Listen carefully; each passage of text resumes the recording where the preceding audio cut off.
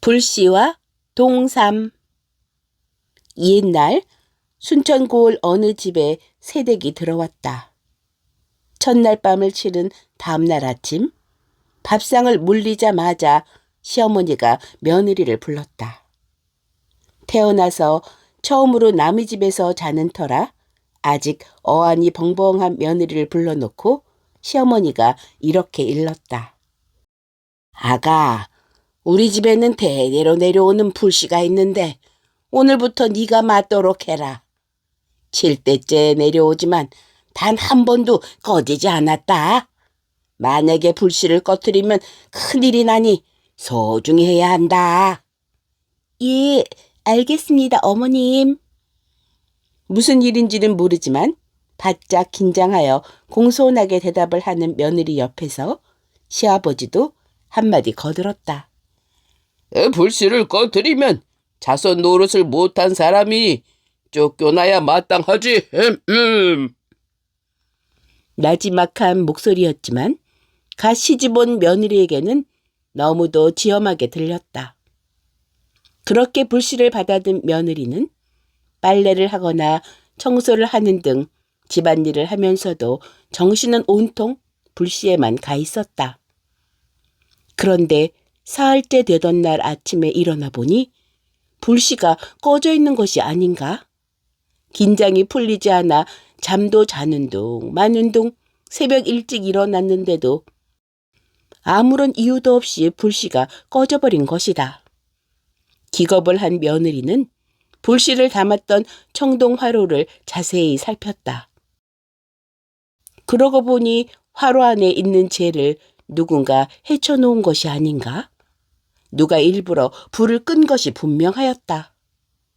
며느리는 그 길로 시어머니께 가서 사실대로 말씀을 드리고 용서를 빌었다. 하지만 시어머니는 막무가내였다. 어쨌든 그런 중한 불을 꺼뜨렸으니 우리 집 며느리 자격이 없다. 당장 나가거라. 어머님, 한 번만 용서해 주세요.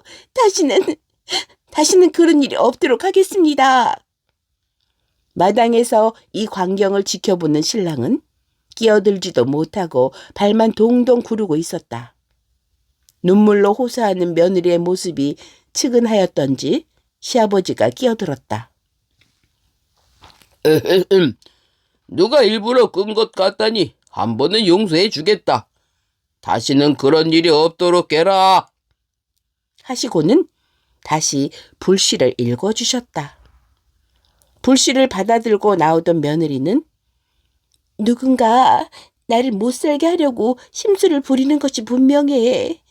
오늘은 아예 자지 않고 숨어 있다가 그놈을 잡아야겠어. 하고 다짐을 하였다. 그리고는 화로를 부뚜막에 올려놓고 커다란 물독 뒤에 숨어 밤이 깊도록 기다렸다. 하지만 밤이 지나고 새벽이 되도록 아무런 기척이 없었다.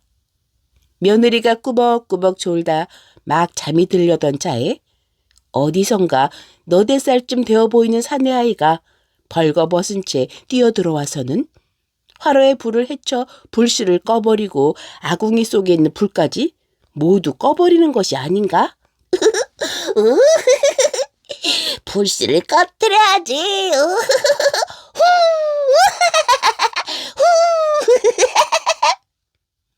너무도 분이 치민 며느리가 뛰어나가서 그 아이를 잡으려 하였으나 동자는 날쌔게 뛰어서 문 밖으로 도망쳐버렸다.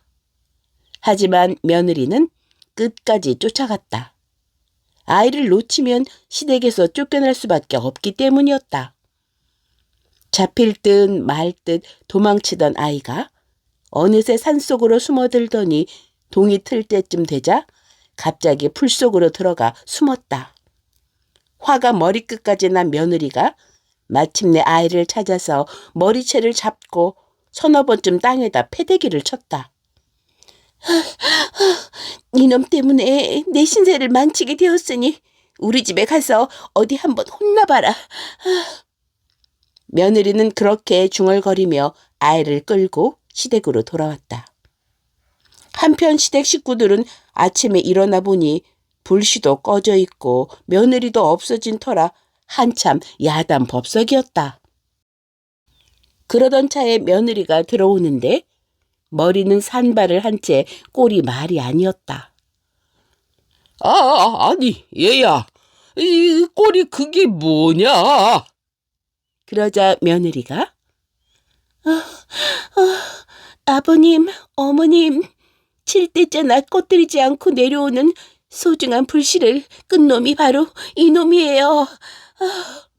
하면서 붙들고 있던 아이를 대청에 내동댕이 치고는 그 자리에 푹 쓰러지고 말았다. 시댁 식구들은 며느리가 내던진 것을 보고는 크게 놀랐다. 그것은 바로 동삼이었던 것이다. 얼마 후에 깨어난 며느리는 자리에서 일어나더니 시부모께 큰 절을 하면서 큰 죄를 지은 저는 더 이상 시부모님을 배울 수 없으니 이만 물러갈까 합니다. 하는 것이었다. 그러자 시부모가 누가 먼저랄 것도 없이 동시에 아이고, 아니다 얘야. 이제부터는 불 간수하느라 애쓰지 않아도 된다.